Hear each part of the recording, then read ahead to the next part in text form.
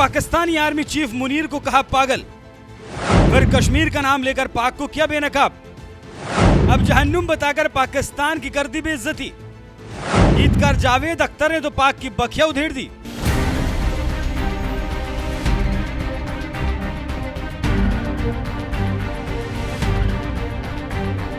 कभी भारत के पूर्व प्रधानमंत्री अटल बिहारी वाजपेयी ने कहा था कि हम दोस्त बदल सकते हैं लेकिन पड़ोसी नहीं बदल सकते। इसीलिए अपने पड़ोसी पाकिस्तान को हिंदुस्तान ने कई बार सुधरने का मौका दिया। यहां तक कि सत्ता में आते खुद नरेंद्र मोदी ने साल 2014 में तत्कालीन प्रधानमंत्री नवाज शरीफ को अपने शपथ ग्रहण में बुलाया और फिर अगले ही साल 2015 में खुद पीएम मोदी ने पाकिस्तान की धरती पर कदम रखा। लेकिन इसके बावजूद कुत्ते की दुम बन चुका पाकिस्तान सुधरने का नाम नहीं ले रहा। यही वजह है कि पहलगाम हमले के बाद अब तो पूरा देश एक सुर में बोल रहा था कि इस बार पाकिस्तान को ऐसा सबक सिखाया जाए कि उसकी 7 पुश्तें याद रखें।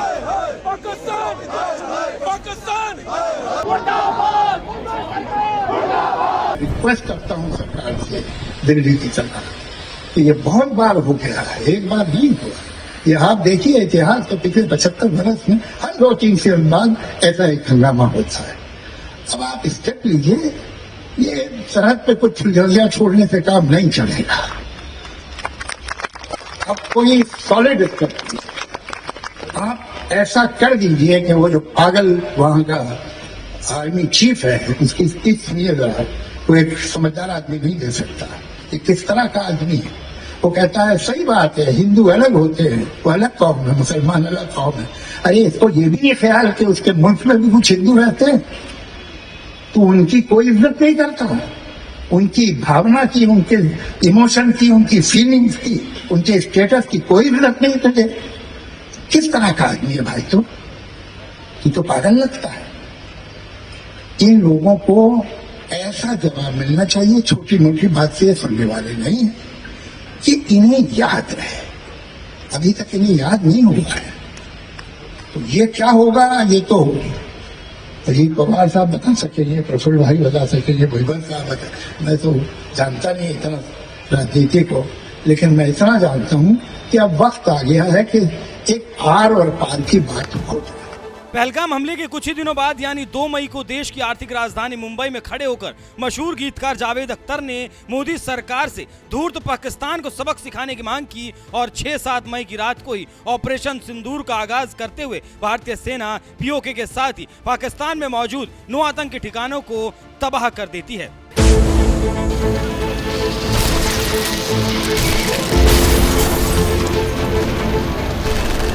भारत माता की जय। मैदान में भी गूंजती है और मिशन में भी। एक तरफ जहां सीमा पर भारतीय सेना ने पाकिस्तान की बखिया उधेड़ने में कोई कसर नहीं छोड़ी तो वहीं दूसरी तरफ गीतकार जावेद अख्तर ने भी जुबानी वार से पाकिस्तान पर पलटवार करने का कोई मौका नहीं छोड़ा। कभी पाकिस्तानी आर्मी चीफ आसिम मुनीर को पागल बताया तो वहीं अब पाकिस्तान की तुलना जहन्नुम से करते हुए यहाँ तक कह दिया, अगर मुझे पाकिस्तान या जहन्नुम में से किसी एक जगह जाने का मौका मिले तो मैं जहन्नुम चला जाऊंगा, पाकिस्तान नहीं जाऊंगा। मुझे इधर से भी जो एक्सट्रीमिस्ट गाली देता है और उधर का एक्सट्रीमिस्ट भी गाली देता है, यही सही है। अगर इनमें से एक ने गाली देना बंद कर दी तो मुझे परेशानी हो जाएगी कि मैं क्या गड़बड़ कर रहा हूं। तो ये कहते हैं कि तू तो काफिर है और जहन्नुम में जाएगा। वो कहते हैं जिहादी, पाकिस्तान चला जा। अब अगर मेरे पास सिर्फ चॉइस पाकिस्तान और जहन्नुम यानी नर्क की है तो मैं नर्क ही जाना पसंद करूंगा, अगर यही बस चॉइस है। बात यहीं खत्म नहीं होती। पाकिस्तान के बारे में तो पूरी दुनिया जानती है कि वो झूठा प्रोपेगेंडा फैलाता रहता है कि कश्मीर के लोग पाकिस्तान के साथ रहना चाहते हैं। उसके इस प्रोपेगेंडा की भी जावेद अख्तर ने बखिया उधेड़ते हुए पूरा इतिहास बता दिया। पाकिस्तान का प्रोपेगेंडा, पाकिस्तान का एस्टेब्लिशमेंट, पाकिस्तान का मुल्ला, पाकिस्तान की फौज क्या कहते हैं कश्मीर के बारे में, कि ये जो सारे कश्मीरी हैं दिल से पाकिस्तानी हैं। ये तो साहब हिंदुस्तान ने उन पर कब्जा किया हुआ है। झूठ झूठ। सच ये है कि 48 में जब इन्होंने हमला किया था तो 3 दिन तो लोकल कश्मीरियों ने उन्हें रोका था, हमारी फौज तो 3 दिन बाद पहुंची थी। सच तो ये है कि वो हिंदुस्तान के बिना रह ही नहीं सकते। आज जो हुआ है सबसे बड़ी तबाही तो उन पे आई है, उनका टूरिज्म खत्म हो गया कई वर्षों से, जो उनकी रोजी रोटी है। कश्मीरी हिंदुस्तानी है और वो दिल से, कुछ छोड़ दीजिए पागल सब जगह मिलते हैं। 90%, 95%, 99% कश्मीरी हिंदुस्तान का वफादार है।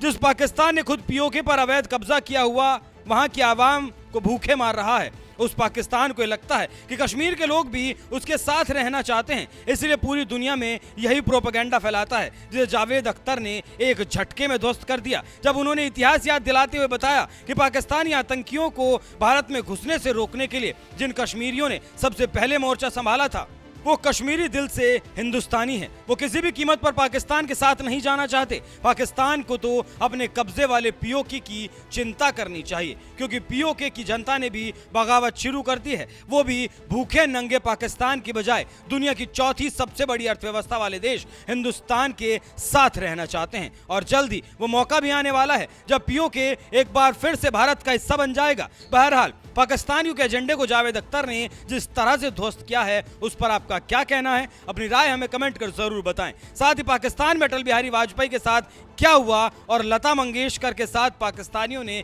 कैसी हरकत की थी, वो कहानी भी जावेद अख्तर की जुबानी सुन लीजिए। पाप था तो जिंदगी में थोड़ा सा चैन खुशियों की घड़ियां ढूंढ रहे थे, ऐसा नहीं करना चाहिए था शायद, और यही ढूंढते हुए वो पहलगाम गए और पहलगाम में उन्हें बेरहमी से शूट कर दिया गया। ये बात हमें भूलनी नहीं चाहिए, ये मामूली बात नहीं। ये मुंबई पे अरे जो नजर है दुश्मनों की, हमारा बुरा चाहने वालों की।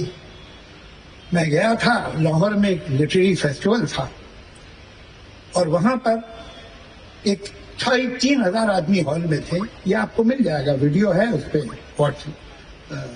यूट्यूब पे। तो सवाल कर रहे थे, मैं जवाब दे रहा था, अच्छे ही सवाल कर रहे थे, प्यारे, अच्छी मोहब्बत की बात कर रहे हैं। लेकिन आप जब बादाम खाते हैं तो एक कड़वा बादाम जरूर आ जाता है मुंह में।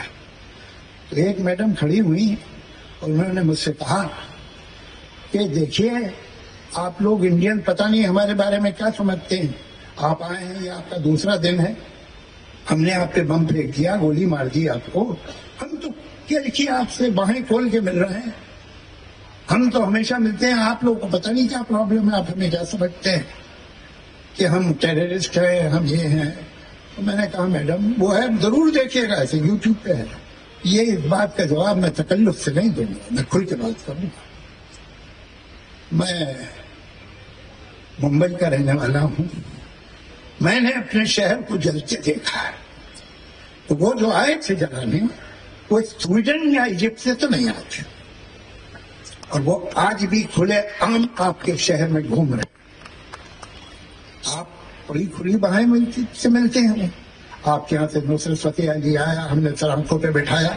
आपके यहाँ से मेहदी आशा आया, हमने सराफों पे बिठाया। आपके यहाँ से फैज अहमद फैज आए। अटल बिहारी वाजपेयी साहब की सरकार थी, ऐसा लगता था कि किसी स्टेट का हेड आया है। आगे लाल बत्ती की गाड़ी चल रही है, राजभवन में ठहरते, हर जगह उनका जो रिसेप्शन था। आज तक पीटीवी पे हिंदुस्तान का बड़े से बड़ा राइटर चला जाए, बड़े से बड़ा कलाकार, पीटीवी पे नहीं बुलाया जाता।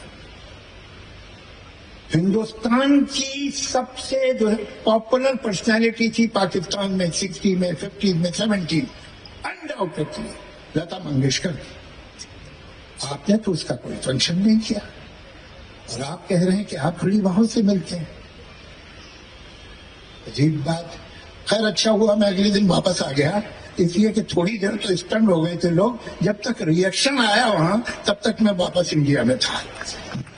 तो ये बातें देख के आप देखिए जो हुआ है पहलगाम, ये कुछ दिनों के बाद ये होता रहता है। और ये मेरा बड़ा दुख है कि मुंबई से आपको क्या दुश्मनी है, मुंबई कर से क्या दुश्मनी है आपको, हमने आपका क्या बिगाड़ा भाई। वैसे तो इस देश ने क्या बिगाड़ा आपका, सब बात तो ये है, हमने तो बड़ी कोशिश की। सब कोई सरकार हो, तो कांग्रेस हो, बीजेपी हो, कोई, उसने हमेशा कोशिश की है कि पड़ोसी से संबंध ठीक होता है। अटल जी गए थे, मैं भी था उस बस में, तो उस जगह गए थे जिसको कहते हैं निशाने पाकिस्तान, जो उन्होंने जहां अनाउंस किया था कि हमें पाकिस्तान चाहिए, और अटल जी वहां गए and he gave his respect to that place. अब इससे ज्यादा क्या करते भाई? ये अलग बात है कि जब वो वापस आ गए तो अगले दिन उस जगह को धोया गया कि जहां अटल बिहारी वाजपेयी आया था। उसी के कुछ दिनों बाद हम तो दोस्ती के लिए गए थे ना, बहुत अच्छा बोले थे वहां। करगिल हुआ, करगिल इन्होंने नहीं किया था, इनकी फौज ने नहीं किया। हमने देखे हैं वो पेपर देखे हैं, हमने वो डायरी देखी, मैं गया हूं करगिल, जहां डिटेल्स हैं हर चीज की। ये इन्हीं की फौज थी, इनकी रेजिमेंट थी। ये 48 में भी जब आए थे तब भी ये नहीं आए थे, वो तो ट्राइबल घुस गए थे। और आज भी ये जो हुआ है, जो आदमी थे ये इनके नहीं थे, शायद जर्मनी से आए हों, क्या मालूम। ये वो लोग हैं, मैं आपको बताऊं करगिल का किस्सा क्यों मुझे मालूम है कि मैं 1 साल बाद वापस गया था। वो बटालिक हो, द्रास हो, हर जगह मैं रेजिमेंट के साथ 3-3, 4-4 दिन रहा, और उसी के बाद मैंने लक्ष्य पिक्चर लिखी थी। तो मुझे उस वक्त के जो एडजुटेंट थे उन्होंने बताया कि हमने जो ये लोग यहाँ मर गए थे, तो आर्मी ने कहा ये तो हमारे आदमी नहीं, हम नहीं जानते कौन पाकिस्तानी आर्मी। तो इन्होंने मौलवी बुलाया फौज ने और कहा कि प्रॉपर तरीके से जैसे एक मुसलमान को बेरी करते हैं वैसे करिए, पूरी इज्जत के साथ। और वो एल्बम उन चेहरों की लेके गए एडजुटेंट, जब मुलाकात हुई पाकिस्तानी एडजुटेंट से अक्रॉस नो मैन लैंड पे, तो उसने लेने से इनकार कर दिया। कहा कि भाई ये मैं ले लूंगा तो फिर मैं ओन कर रहा हूं कि हमारे आदमी थे, मैं नहीं लूंगा। मीटिंग खत्म हो गई, फिर वो अलग से आए एडजुटेंट साहब, उनका यार वो मुझे दे दो एल्बम, उसके घर वालों को उनसे खबर कर दूंगा। तुम जब अपने सिपाही को ही नहीं ओन कर सकते हो भाई, तो तुम किसे ओन करो? जो तुम्हारे लिए गलती से जान दे रहा है, तुम कहते हो ये हमारा नहीं, जब वो मर गया। तो ऐसे लोगों से क्या बात की जाए, आप ही बताइए। बड़ा दुख है।